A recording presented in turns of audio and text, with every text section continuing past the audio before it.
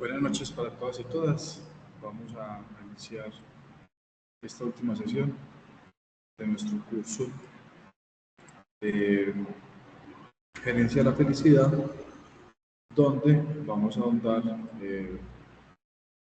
un tema muy claro que está contemplado en esta unidad. Vamos a ingresar a la página. Entonces ingresan a Gerencia de la Felicidad, unidad número 4, y aquí hay un material de aprendizaje donde van a encontrar la presentación, y en dicha presentación vamos a ahondar unos elementos que son necesarios frente a esa propuesta de enfoque, propuesta de enfoque de gestión humana, donde ya hemos tenido algunos criterios, algunos elementos para conocer un poco más de cómo es esta propuesta de volcar o trabajar o desarrollar en la gestión humana este modelo, que en el fondo es un modelo de la propuesta. Entonces, cuando vamos a mirar la pregunta que tiene esta unidad es ¿qué se requiere para ser integral y en qué forma esto impacta la felicidad del empleado? Identificar los diferentes componentes que integran la vida del ser humano y cómo este impacta en la felicidad. Entonces, ¿cuáles son esos elementos que tenemos como seres humanos y esto cómo impacta? Porque en el fondo esa es la pregunta que nos hacemos frente a eso que deseamos que se desarrollen las organizaciones. ¿Cómo impacta estas decisiones que tomamos en las organizaciones frente a ese ser humano que trabaja con nosotros en la organización? Y que este ser humano tiene unas particularidades que estamos hablando y vamos a seguir ampliando, como por ejemplo equilibrio, vida y trabajo.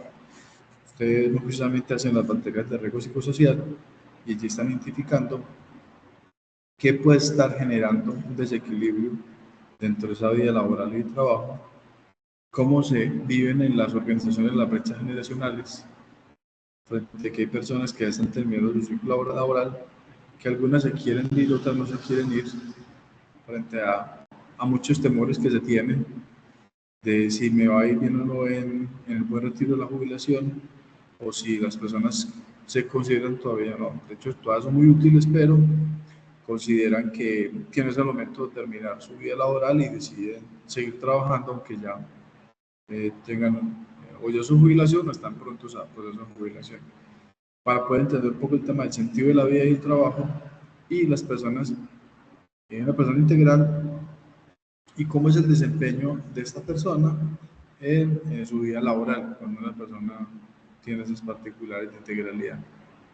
Es un recorderis frente al proceso de seguimiento. Recuerden que ya con eso terminamos las unidades, queda pendiente la evaluación final, que espero que se acerquen a desarrollar.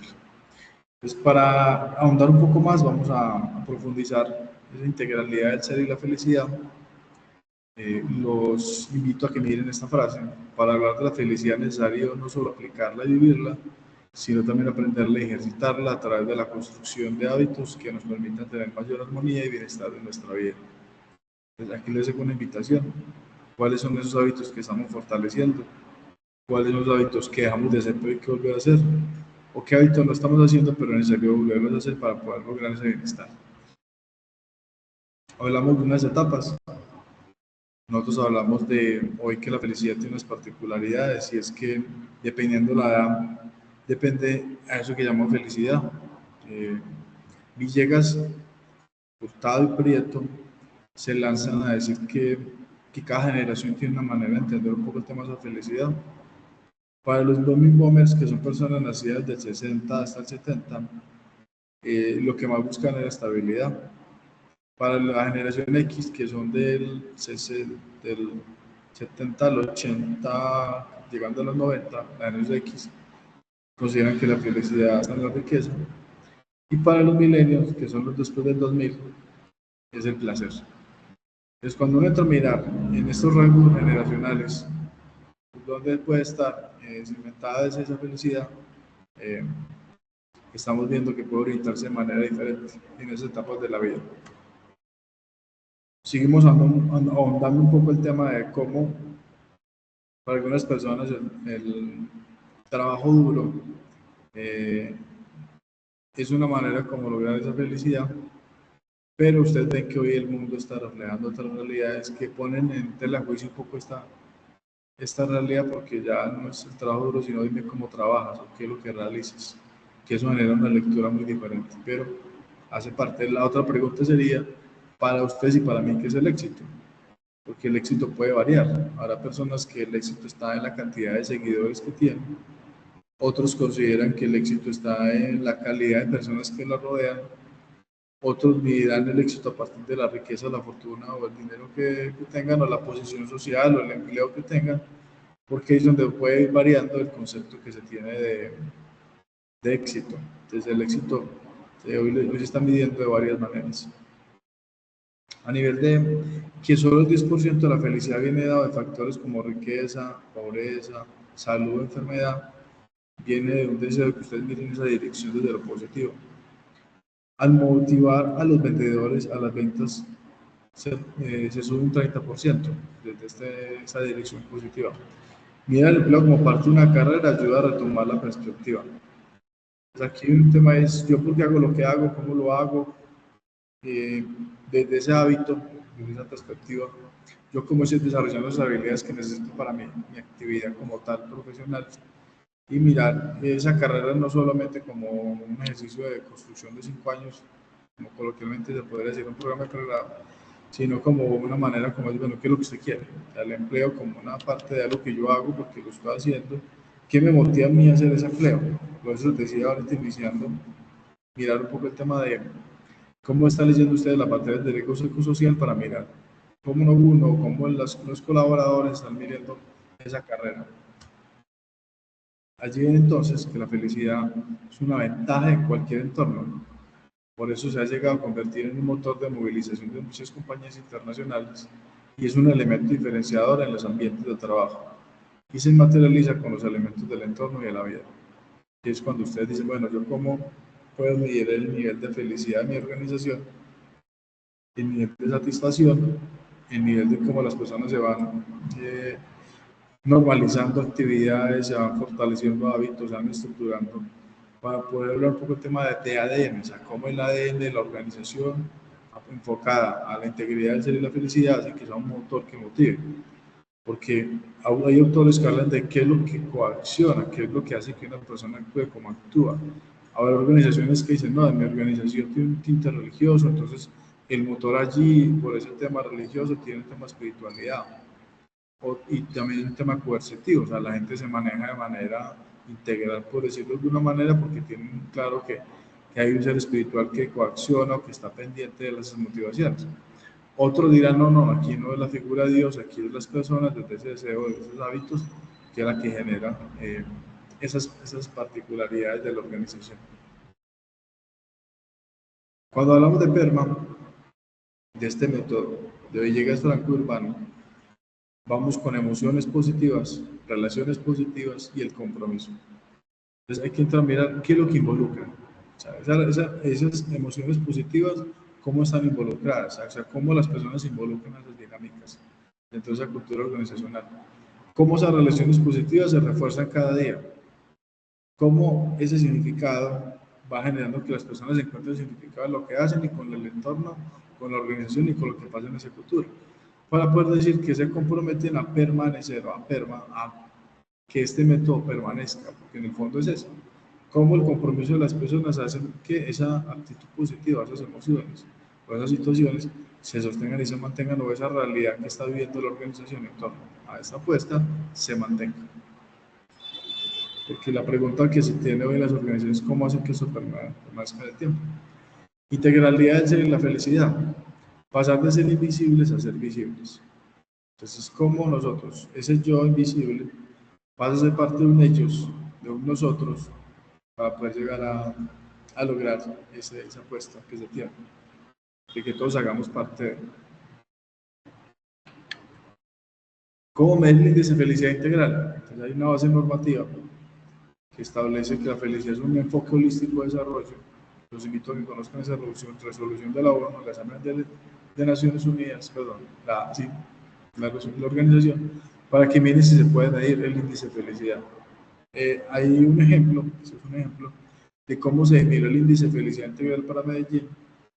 Este índice invita a todos los Estados miembros que emplean un diseño de nuevas medidas que reflejen la importancia de la búsqueda de la felicidad.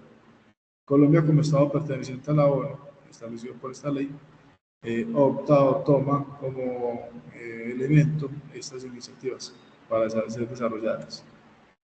Entonces, hay un índice de felicidad integral para Medellín, hay una línea de tiempo. Para el adecuado funcionamiento de la política pública es necesario tener un sistema de seguimiento y evaluación que permita dar cuenta de cómo viene evolucionando políticamente en la sociedad. Entonces, los invito a que miren en el 2012 qué efecto generó esta política y cómo se hicieron las mediciones. Desde aquí ve como la trazabilidad en el tiempo. Recuerden que cuando uno habla del coeficiente Gini, estamos hablando de cuál era la media de pobreza en ese momento. O sea, en el 1912 empieza a hacerse la pregunta, ¿cómo vamos a mirar el nivel de pobreza? O sea, ¿qué personas cuando ganan menos de hoy está a 280.000 pesos, cuando está por debajo de esa línea de pobreza, cuando está por encima de pobreza? Para entender bajo esta medición, porque hay personas que si mejoran su salario inmediatamente, entonces mejoran o cambian dentro de esta medición. Producto Interno Bruto, a partir de la medición que hace Naciones Unidas y que hace el Banco Mundial y que se hace a partir de las regulaciones, para poder entender un poco el tema de cómo está la economía de ese país, qué es lo que está generando mayor ingreso y qué sectores de la economía generan sus ingresos. Incidencia de la pobreza. Entonces, Amartya Sen propone la metodología de agregación de la pobreza a partir de la definición de la pobreza. Para empezar a decir lo que está pasando. De hecho, para 1926 la línea de pobreza en América Latina era muy alta, a comparación con de pronto las mediciones que tenemos hoy. Si vamos un poco al tema de las estadísticas. Índice de progreso social, que es una medición que se hace frente a qué está pasando en el mundo frente a ese índice. En 1990 hablan del índice de desarrollo humano, como un programa que desarrolla las Naciones Unidas para hacer mediciones. El principal índice es el IDH, propuesto por Amartya Sen. Índice de pobreza multidimensional, que fue un concepto que empezaron a establecer cuando empiezan a decir que la pobreza no solo se puede medir de una manera, sino que es multidimensional.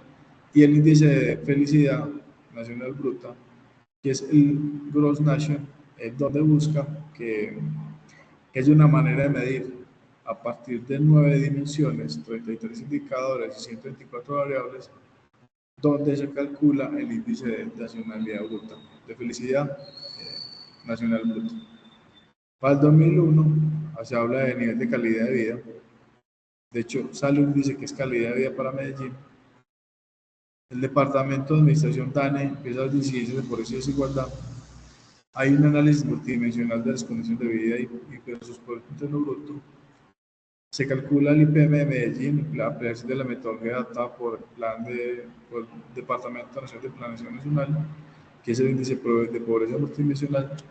Hay un índice de progreso y el índice integral de felicidad o felicidad integral, que vuelvo y les digo, está construido bajo la metodología de Kidd y Foster, donde se busca medir el índice de medición de felicidad.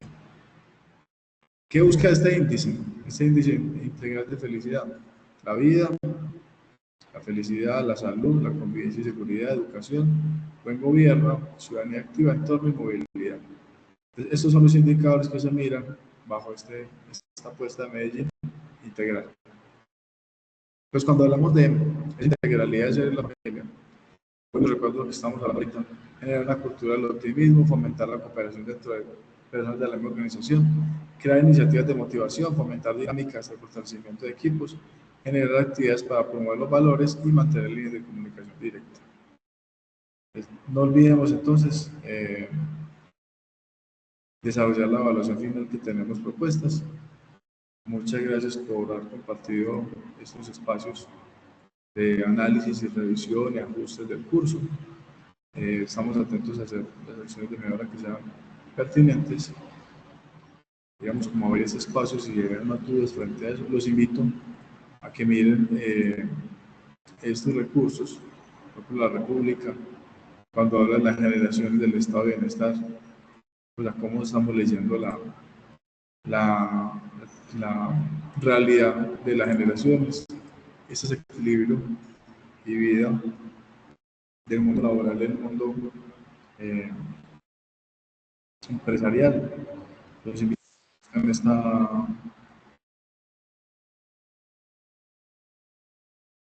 esta reflexión que se hace desde el texto.